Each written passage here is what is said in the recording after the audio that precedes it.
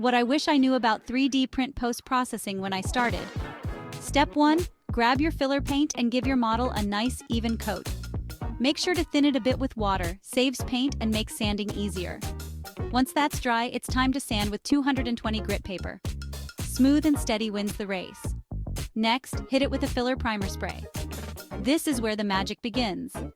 Repeat step 1, paint with that filler. And sand again, but this time with 320 grit. Feel that smoothness? So easy to sand. Another round of filler primer spray.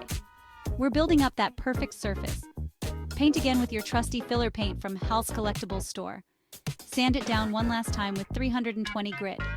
Hit it with the filler primer spray once more. Now, for the final touch, wet sand with 1000 grit or higher. Ooh, silky smooth. Now the real fun begins. Weathering. Make it look as worn or as rugged as you want. And that's it, ready for the final paint job. 3D prints and 3D filler paint available at halscollectibles.store.